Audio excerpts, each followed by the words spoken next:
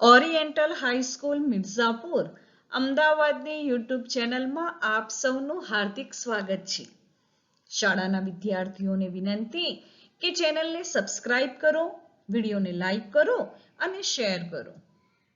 વિષય ગુજરાતી, ધોરણ 10 અને હું મનસુરી નૂરજહાં આપની સમક્ષ પાઠ 18 ભૂખથી ભૂંડી ભીખ લઈ ઉપસ્થિત થઈ છું.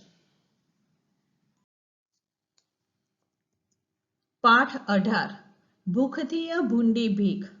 લેખક પન્નાલાલ પટેલ. સાહિત્ય પ્રકાર નવલકથાખંડ. શામાંથી લેવામાં આવ્યું છે તો તે માનવીની ભવાઈમાંથી લેવામાં આવ્યું છે.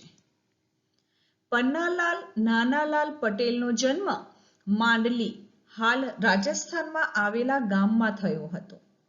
ગુજરાતી સાહિત્યના પ્રથમ પંક્તિના સાહિત્યકાર તરીકે તેમણે નામના મેળવી હતી.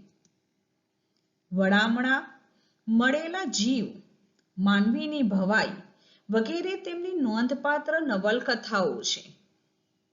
સુખ દુઃખના સાથી, વાત્રકને કાંઠે, ઓરતા વગેરે તેમના જાણીતા વાર્તા સંગ્રહો છે. એડે નહીં તો બેડેમાં નાટ્ય રચનાઓ સંગ્રહિત છે. પન્નાલાલ પટેલને રણજીતરામ સુવર્ણચંદ્રક તથા સાહિત્યનો સર્વોચ્ચ ભારતીય જ્ઞાનપીઠ પુરસ્કાર એનાયત થયો છે. પન્નાલાલ પટેલ તેમની વિખ્યાત નવલકથા માનવીની ભવાઈમાંથી આ અંશ લેવામાં આવ્યો છે, જેનું નામ છે ભૂખથી ભૂંડી ભીખ. માનવીની ભવાઈ નવલકથાના મુખ્ય બે પાત્રો કાળુ અને રાજુ છે. છપ્પનિયા દુકાળની છપ્પનિયો દુકાળ એટલે કે 1956માં દુકાળ પડ્યો હતો. વરસાદ વરસ્યો ન હતો.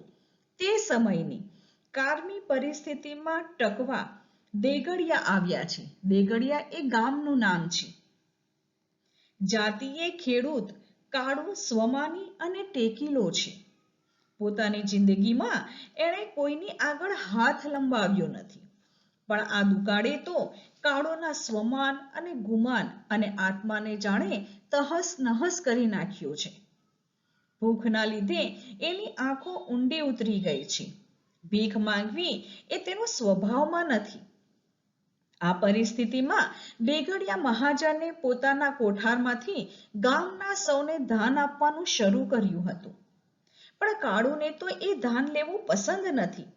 એ જાણે છે કે મહાજનના કોઠારમાં અમારું જ ધાન હોય, એની સામે હાથ લંબાવવાનો, ભીખ માંગવાની. રાજુ સમજાવે છે. રાજુ તેની પત્ની છે, પણ સ્વમાની તેમજ ટેકીલો કાળુ કંઈ ગણકારતો નથી. એ હતાશાથી કહે છે કે ધરતી પર પ્રલય થવા બેઠો છે, એમાં કોઈ જીવવાનું નથી.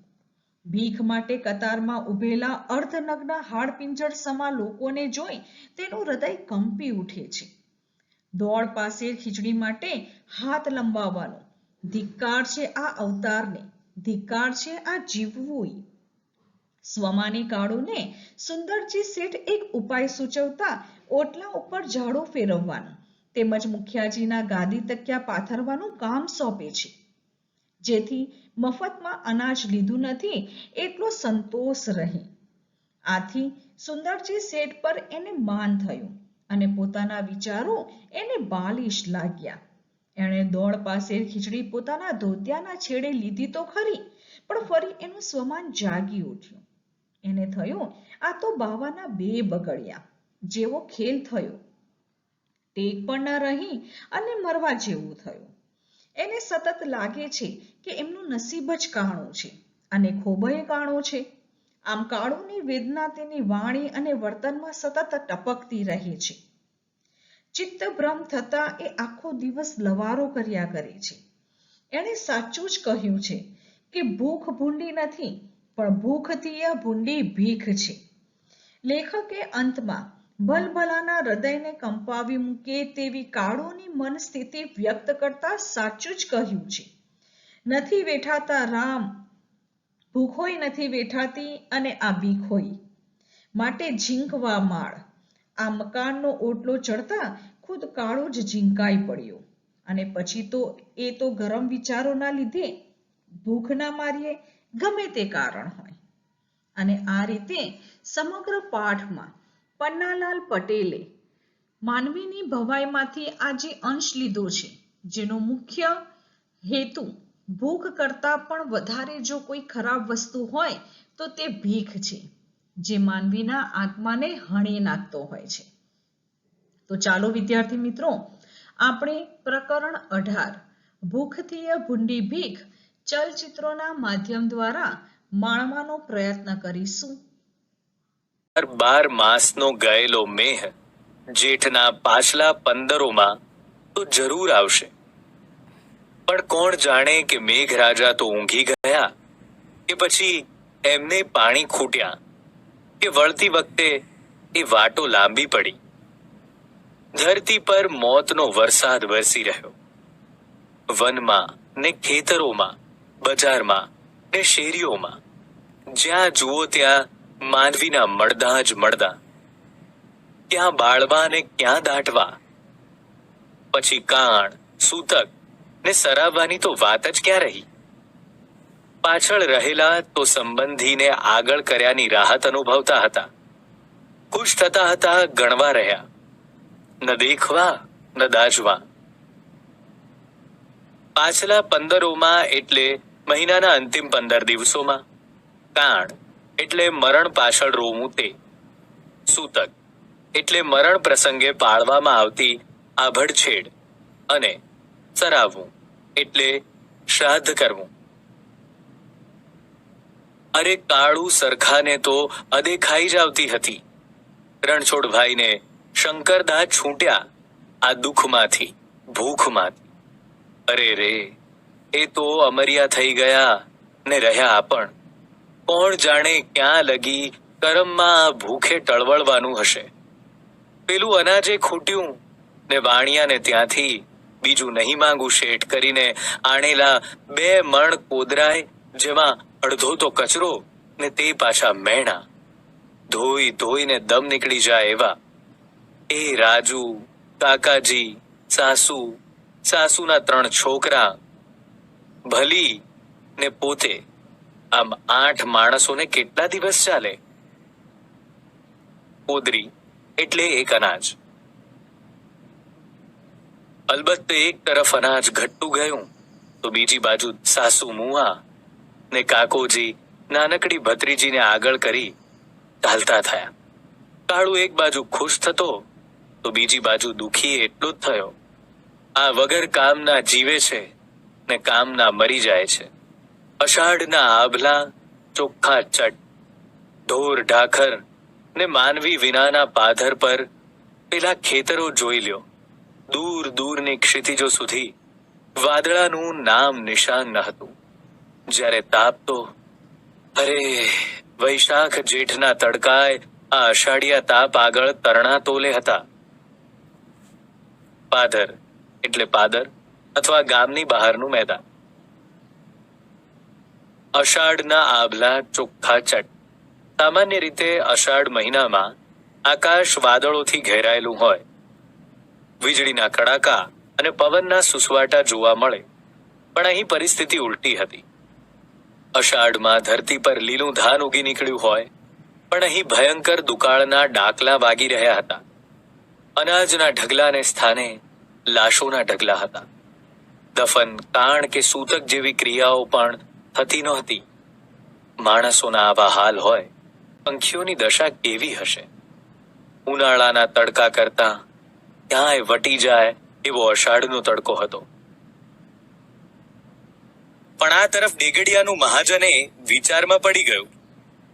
ધનવાળાઓએ મકાન ઉઠાવ્યા હતા ને ધાનવાળાઓએ હા ના કરતા ગયા ને ઓછું વધતું ધીરતા ગયા. તો કંઈક ને વળી સલાહ આપી, આ અંગ્રેજ સરકાર રેલ પથરાવે છે ને ધાન આલે છે, જાઓ ત્યાં જો જીવવું હોય તો. ડેગડિયા રહેલા માનવીય, અરે ધરાઈને ખાતા હતા એવા મહાજનોએ મરવા માંડ્યા. પછી એ તો અતિશય તાપને લીધે કે પરદેશમાંથી આવી પહોંચેલા ડેગડિયાના વતની સુંદરજી શેઠે કહ્યું એમે હોય આ ભૂખ્યા ખેડૂતોનો નિસાસો પડ્યો. ડેગડિયા એટલે ગામનું નામ. દુષ્કાળના કપરા સમયમાં ગરીબો ભૂખને લીધે પુષ્કળ પ્રમાણમાં મરતા હતા. તો જેમની પાસે અનાજ હતું, ધરાઈને ખાતા હતા, તેવા લોકો ગરમીને લીધે મરતા હતા. પણ ગામના સુંદરજી શેઠ જે પરદેશમાંથી આવ્યા હતા, તેમનું માનવું હતું આ મહાજનોના મરવાનું કારણ આ ભૂખ્યા ખેડૂતોએ જે નિસાસા નાખ્યા એ છે. ગમે તેમ પણ ડેગડિયાના મહાજને સુંદરજી શેઠની વાત ધ્યાનથી સાંભળી. વરસાદ નહીં આવે તો આ પણ જેની પાસે ધાન હશે એ નથી જીવવાના, ને આવશે તો આના આ જ માનવી એકનું અનેક ગણું પકવી આપવાના છે. આ પણ કઈ હળ હાંકવાના ઓછા છીએ. ને ડેગડિયાના મહાજને કોઠારમાંથી ધાન કાઢી આપવાનું કબૂલ કર્યું. કિંમત પણ અડધી જ લીધી, અડધો ભાગ ધર્મમાં રાખ. જો કે શરૂમાં તો ધર્માદુ ખાનાર બહુ ઓછા નીકળ્યા, પણ દિવસે દિવસે સંખ્યા વધતી ચાલી. ભૂખે ટેકને ઠોકરે ચડાવી.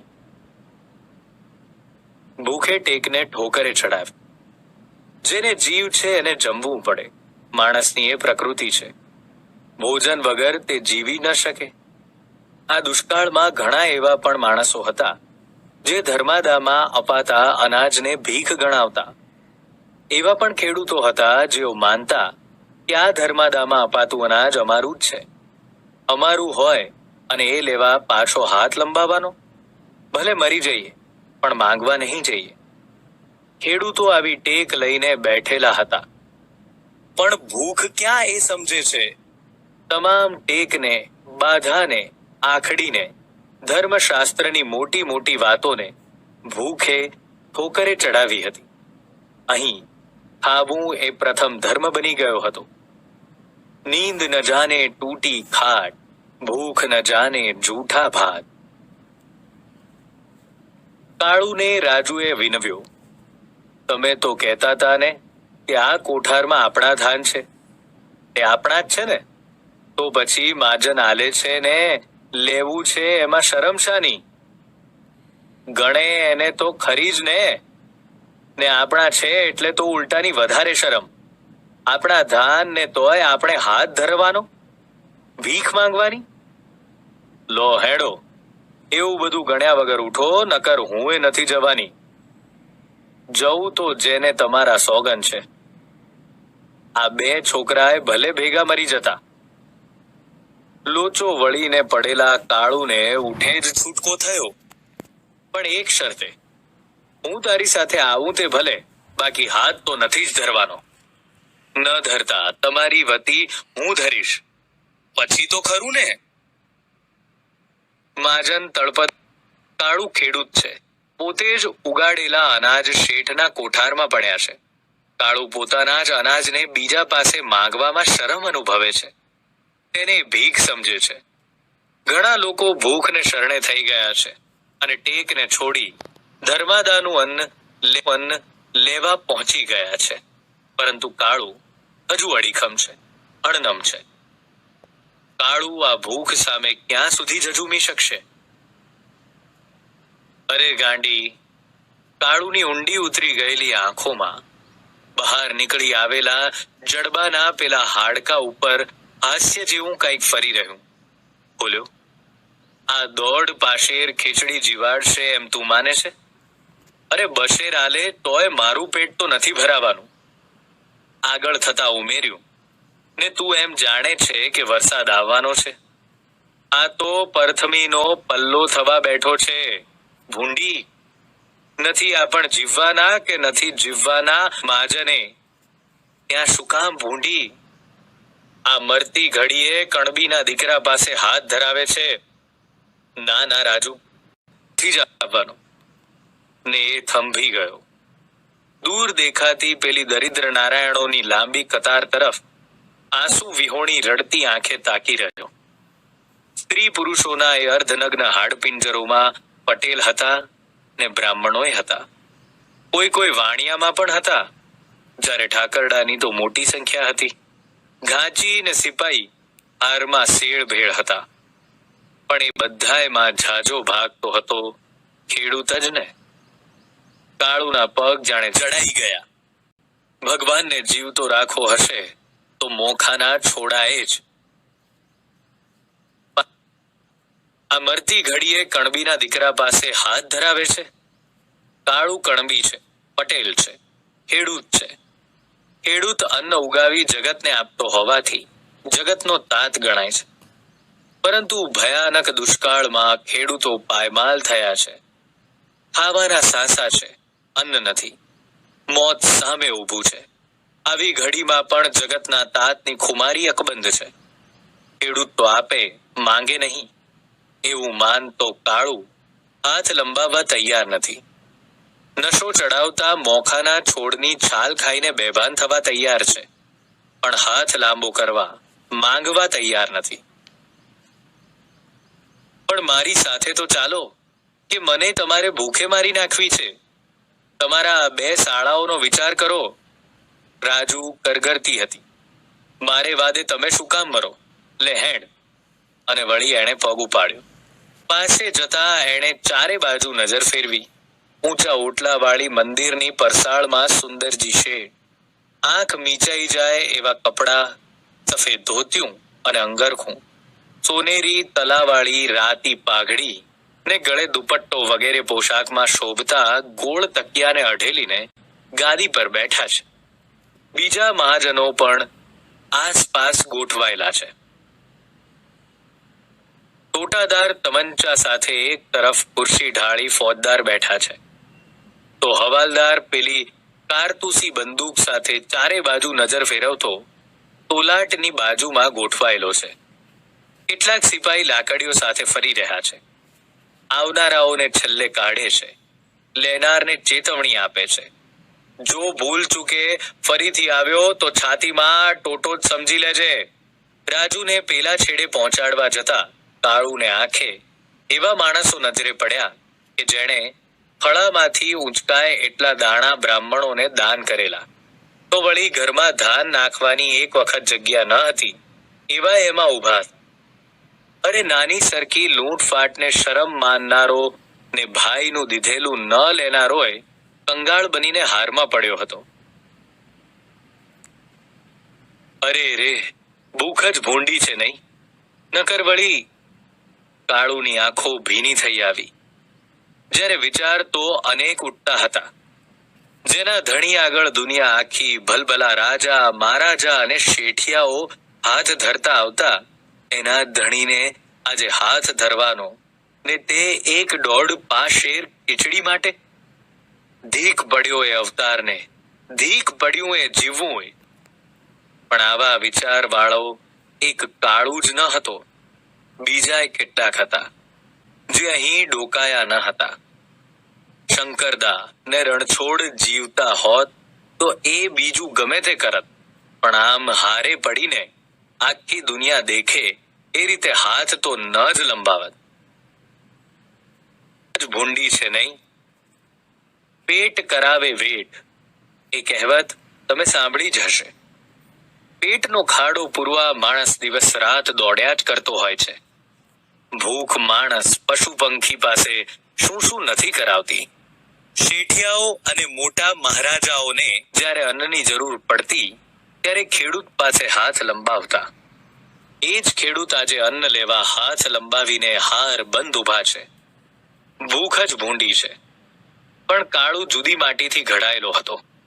તેના જેવા બીજા પણ હતા જે ભૂખે મરી જવું પસંદ કરતા હતા, પણ હાથ લંબાવવા તૈયાર નહોતા.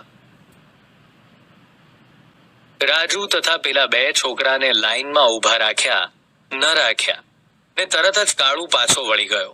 સિપાહીએ ટૂક્યો, એ ઠૂંઠિયા, ક્યાં જાય છે એમ? ક્યાં તે મારા મુકામ પર? કાળુએ પાછળ જોયા વગર જ કહ્યું. પગ તો ચાલુ જ હતા. અરે ઊભો રે, એ જરાક સુનતા નહીં હે? કાળુ ઊભો રહી ગયો. કહ્યું, પણ મારે નથી ખાવું ધર્માદુ. પછી કેમ નથી ખાવું? આ બધા લે છે ને તું કેમ ન લે? મોટો લાટ થઈ ગયો એમ? કાળુને તો આ જબરદસ્તી નવાઈની લાગી ને એ તંગ બન્યો. લાટ હોત તો લેત, પણ કણબી છું એટલે નહીં લઉં. તું તૂટી જઈશ તોય નહીં લઉં. ચાપી દેવો હોય તો ચાપી દે ટોટો, આ ઉભો. લાટ હોત તો લેત, પણ કણબી છું એટલે નહીં લઉં. અનાજના કણનો બી તરીકે ઉપયોગ કરે એ કણબી. કણબી એટલે પટેલ, ખેડૂત. ખેડૂત તો જગતનો તાત કહેવાય. જગતનો તારણહાર હોય. એ તો જગતને અન્ન આપે, જગત પાસેથી અન્ન લે નહીં. કાળુ પોતે જ કહે છે, હું મોટો અમલદાર લાટ હોત તો જરૂરથી ધર્માદુ લઈ લે, પણ હું દાન આપનારો છું, કણબી છું એટલે નહીં લઉં. સાચું જ છે. કૃષ્ણના દરબારમાં ગયેલા સુદામા યાચક વૃત્તિ ધરાવે છે, એટલે કંઈક માંગવું હોય તો સુદામા માંગી શકે. કૃષ્ણ સુદામા આગળ કંઈક માંગે તો કેવા લાગે? રહી કાળુ સામે, ધરતીના જાયા સામે તાકી રહી.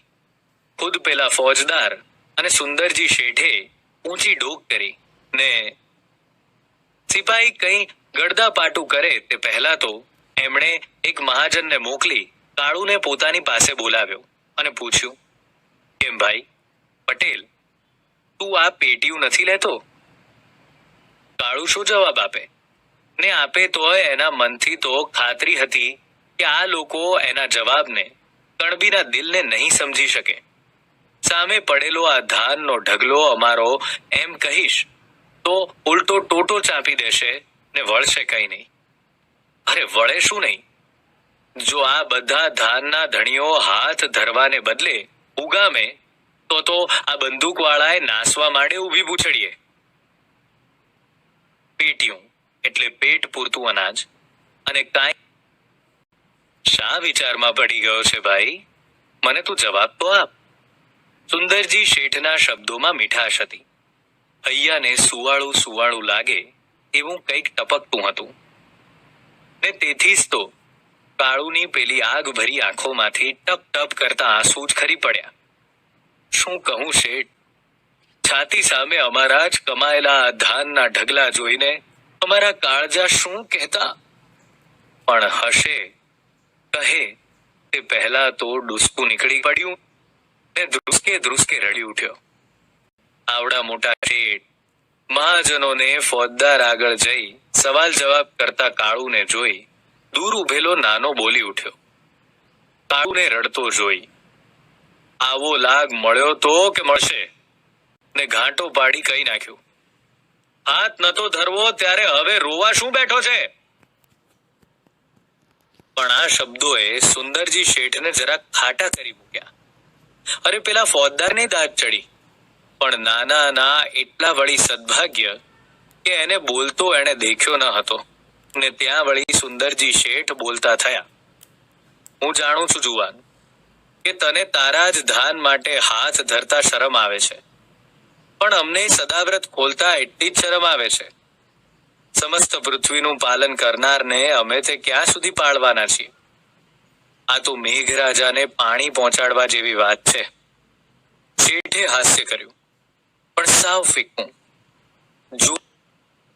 ફીકું. જોરથી શ્વાસ લેતા ઉમેર્યું, પણ શું થાય ગાંડા, કુદરત આગળ આપણ બધાય લાચાર છીએ. જો તું એકવાર મારી સામે જો. કાળુએ ઊંચે જોયું. તને એમ લાગતું હોય કે આ ધર્માદા છે, હાથ ધરતા તને સંકોચ થતો હોય તો કાલથી તું આ ઓઠલા પર આવીને ઝાડુ મારી જજે ને મુખિયાજી પાસેથી ગાદી તકિયા માંગીને અહીં પાથરી દેજે. પછી તો બસ ને, પછી તને એમ નહીં થાય ને કે હું મફત ધર્માદા ખાઉં છું. ઓઠલો કાળુને પોતાના પેલા વિચાર જાણે બાલિશ લાગવા માંડ્યા.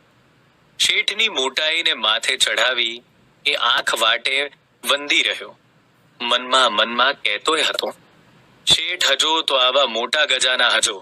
શેઠે વળી કહ્યું, તારા જેવા બીજા હોય તો એમને સમજાવજે, કહેજે કે તમારું છે ને તમને આપીએ છીએ, એમાં ધર્માદા જેવું કંઈ જ નથી. કાળુએ ડોકું હલાવ્યું. એહસાન માનવાના શબ્દો ન સૂઝતા સુંદરજી શેઠને જય શ્રી કૃષ્ણ કરીને ચાલતો થયો. લાઈનમાં જઈને ખડો થઈ ગયો. અમારું છે ને અમારે લેવું છે. મારું એ આમાં હશે જ તો. પેલા વલ્લાવાળા ક્યારડાની મારી શાળ હાથમાં ફેરવેલી ને રમાડેલી. એ શાળના ચોખા ઓળખી કાઢું, વીણી દેખાડું કહતો. સિપાહીને તો કોણ જાણે કેમ, પણ કાળુ જાણે આંખનો પાટો અને તે જાણે મરચાનો હતો. પણ ફોજદાર જેને સલામ ભરતા હતા એવા ખુદ શેઠની જ એના પર મહેરબાની ઉતરી હતી. અરે મોઢા મોઢ, પછી એને કરી પણ શું શકાય? ને એ લોક કાળુ ઉપરથી દાજ બીજા ઉપર ઉતારી રહ્યા. પાલનહાર જોયા હોય તો બરાબર હારમાં ઉભો રહે. એ દોઢ પાશેર ખીચડી ફાટેલા ધોતિયાની ફડકમાં લઈને રવાના થતા કાળુને હસવું આવ્યું. આ તો બાવાના બે બગડ્યા એના જેવો ખેલ થયો. ટેકે ખોયો ને જીવ પણ ખોવાનો. કાળુની વાત ખોટી ન હતી. અત્યાર સુધી તો પાશેર દોઢ પાશેર પણ મકાઈ કોદરા સરખું નકુર ધાન મળતું હતું. જ્યારે આ તો કાળુના જ શબ્દોમાં કહીએ તો એક ઓડકાર ખાતામાં જ આ દોઢ પાશેર ખીચડી હજમ. ને વાટ જોતી ઉભેલી રાજુને કહ્યું, રાજુ, પેલા કેનારે ખરું જ કહ્યું છે કે રામ તારી કેવી ગતિ, કે કુણ કમાય કોની વતી. આપણું તો કપાળે કાણું છે ને આ કોબોય કાણો નીકળ્યો. રાજુ ચીડાઈ ઉઠી. મારો ભાઈ ને ભગો કે છે એમાં જરાય ખોટું નથી. ને આંખો કાઢતા કહ્યું, ખબરદાર જો હવે આવો કશો બબડાટ કર્યો તો અડધા તો આમ ગણી ગણીને જ મરવા પડ્યા છો. તમારા ડીલ સામે તો જુઓ. તમને ખબર છે ડાકણમાં ડાકણ કોણ છે જાણો છો? કાળુને તો રાજુની ગાળોય મીઠી હતી. જ્યારે આ ઠપકો હતો ને તે મીઠો. હસતા હસતા વચ્ચે જ બોલી ઉઠ્યો, ડાકણ તો ભૂખ છે. પણ રાજુ ત્યારે રમૂજમાં ન હતી. બોલી ઉઠી, ના, ડાકણ ચિંતા છે. માનવીના કાળજાને ખોતરી ખાય છે. ને પછી તો રાજુએ એને કેટલીય સમજણ શિખામણ દીધી. હા ભાઈ હા, હેડ, હવે એ બધો લવારો નહીં કરું. આમ કહેતો કાળુ વળી પાછો ગંભીર બન્યો. બની જવાયું. બોલ્યો, પણ ભૂંડામાં ભૂંડું શું છે એ જાણે છે તું? ભૂખ શું તે? ના, હું ભૂખને ભૂંડામાં ભૂંડી કહેતો હતો, પણ એનાથી એ ભૂંડું આજે એક બીજું ભાળ્યું. કાળુએ ધોતિયાની પેલી પોટલી ઉપરથી નજર ઊંચકી રાજુ સામે માંડી. આર પાર તાકતો હોય એમ જોઈ રહેતા પૂછ્યું, તને ખબર છે ભૂખથી એ ભૂંડી ભીખ છે. ભૂખ તો હાડ માંસ ગાળી નાખે છે, પણ આ ભૂખ તો કાળુ જાણે બે ભાનમાં એકલો એકલો લવતો હતો. રાજુ, ખરું કહું છું, આપણા ગુમાન ને આત્માને ઓગાળી નાખે છે, પાણી કરી દે છે. ને યાદ રાખજે, ભૂખ અને ભીખ. દુષ્કાળમાં મરી ગયેલા લોકો છૂટી ગયા હતા, પણ જે જીવતા હતા તેમની હાલત અત્યંત ખરાબ હતી. રાજુના મતે ચિંતા ડાકણ હતી, જે માણસના કાળજાને કોતરી ખાતી હતી. કાળુ પહેલા ભૂખને ડાકણ કહેતો હતો, ભૂંડી કહેતો હતો, પણ આજે પાશેર ખીચડી માટે હાથ લંબાવ્યા પછી તેને ભૂખ કરતા એ ભૂંડી ભીખ લાગી હતી. ભૂખ માણસના શરીરને હાડ માંસને ઓગાળી નાખે છે, જ્યારે ભીખ માણસના ગર્વને અને આત્માને ઓગાળી નાખે છે. ભીખ માંગનાર વ્યક્તિની ખુમારી, તેનો ગર્વ, તેનું અભિમાન, અરે તેનો આત્મા જ મરી જાય છે. રાજુ માટે હવે આ અસહ્ય થઈ પડ્યું. ને માં જેમ છોકરાને ધમકાવે તેમ ધમકાવતા બાવડું ઝાલી હડસેલ્યો. તમે છાના માના ઘેર હેડો ઘેર, નકર. પણ આ સાથે જ એનો અવાજ ઢીલો પડી ગયો. શું કામ બધા ભેગા થઈને મારો જીવ ખાવ છો?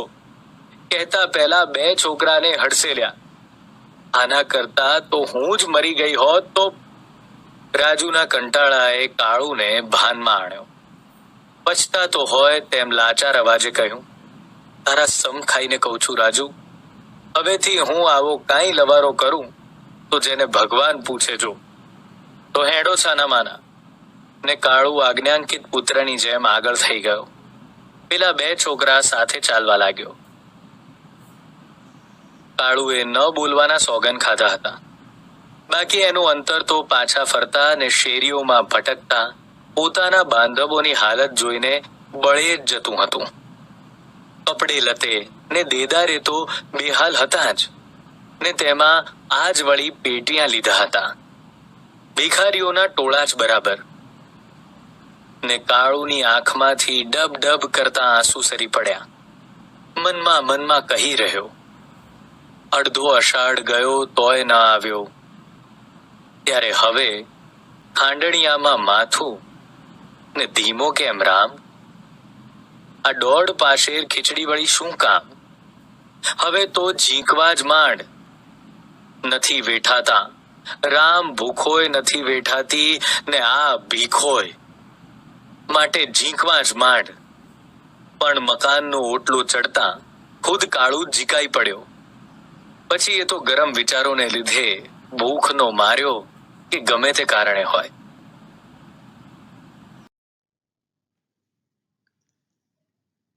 પ્રકરણ 18 ભૂખથી ભૂંડી ભીખ. વિદ્યાર્થી મિત્રો, આ પ્રકરણના સમાનાર્થી, તળપદા, વિરોધાર્થી શબ્દ, રૂઢિપ્રયોગો, આ ઉપરાંત સ્વાધ્યાયના તમામ પ્રશ્નોના જવાબ તમારે ફૂલસ્કેપ ચોપડામાં લખવાના રહેશે. અહીંયા આ પાઠ સમાપ્ત થાય છે. આપ સૌનો ખૂબ ખૂબ આભાર.